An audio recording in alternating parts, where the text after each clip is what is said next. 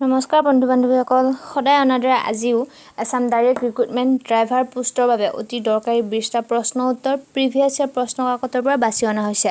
আশা কৰোঁ ইয়াৰ পৰা আপোনালোক নিশ্চয় উপকৃত হ'ব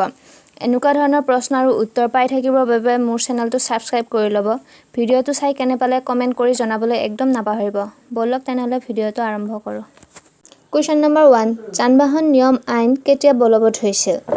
অপচন এ 1979 Option B 1981, Option C 1988, Option D 1983. আপোনালোকে জনাবচোন ইয়াৰে কোনটো শুদ্ধ উত্তৰ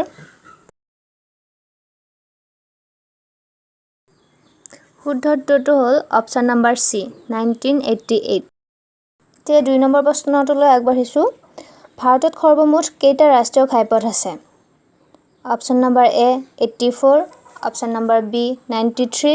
Option number C 90 option number D 87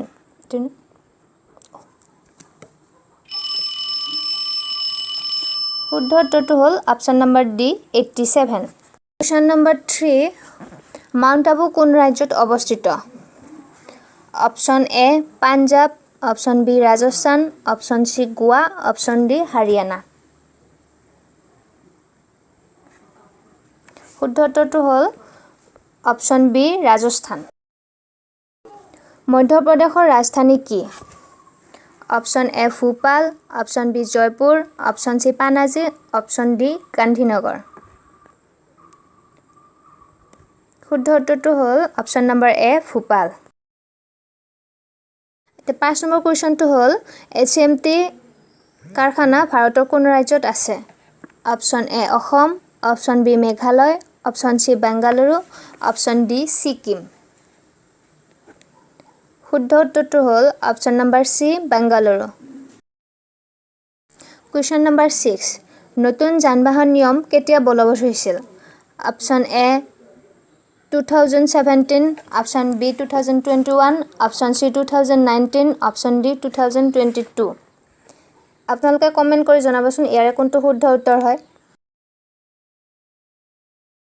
শুদ্ধ উত্তৰটো হ'ল option number C 2019 7 number question লোকসভাৰ অধিৱেশনত কোনে সভাপতিত্ব কৰে অপচন A প্ৰধানমন্ত্ৰী অপচন B ৰাজ্যপাল অপচন C অধ্যক্ষ অপচন D ৰাষ্ট্ৰপতি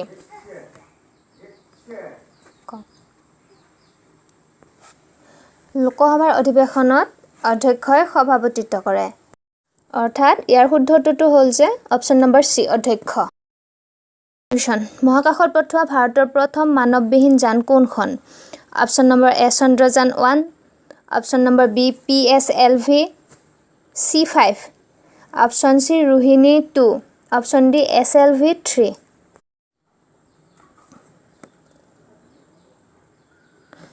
ইয়াৰ শুদ্ধ উত্তৰটো হ'ল অপচন নম্বৰ A চন্দ্ৰযান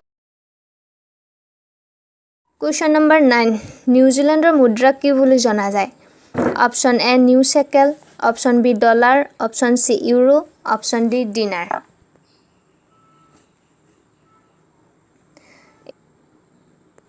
ইয়াৰে শুদ্ধ উত্তৰটো হ'ল Option number B dollar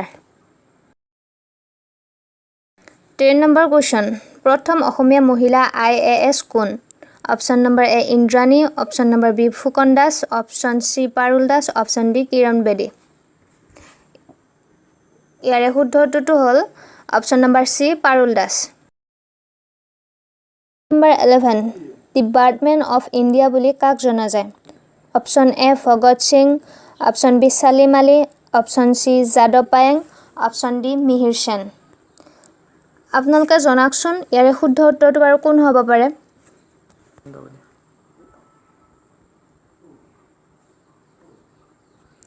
ইয়াৰে শুদ্ধ উত্তৰটো হৈছে Option number B Salim Ali Question number 12 বৰ্তমানৰ স্বাস্থ্য আৰু পৰিয়াল কল্যাণ বিভাগৰ কেবিনেট মন্ত্ৰীগৰাকীৰ নাম কি Option number A Jogen Mohan Option B Atul Bora Option C Himanta Biswa Sarma Option D Keshab Mahanta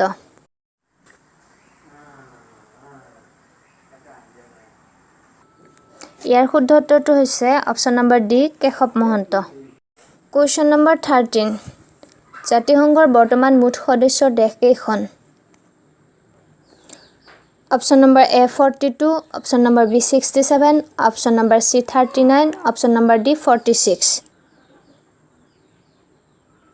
ইয়াৰে শুদ্ধ উত্তৰটো হৈছে অপশ্যন নম্বৰ এ 42। এতিয়া আগবাঢ়িছোঁ নেক্সট কুৱেশ্যনলৈ। মানৱ অধিকাৰ দিৱস কোন তাৰিখে পালন কৰা হয়? Option number A 10 December, option number B 1 December, option number C 24 November, option number D 29 August. ইয়াৰ শুদ্ধ উত্তৰটো হৈছে option number A 10 December. Question number 15। PV Sindhu কি খেলৰ লগত জড়িত? Option A cricket, option B hockey, option C football, option D badminton. শুদ্ধ উত্তৰটো হৈছে option number D badminton. Question number 16। হজমৰ বাবে পেটত উৎপন্ন হোৱা এচিডবিধৰ নাম কি? Option A HCl, option B Fe, option C iron, option D copper. শুদ্ধ উত্তৰটো হ'ল অপশ্যন নম্বৰ এ HCl অৰ্থাৎ হাইড্ৰক্লৰিক এচিড।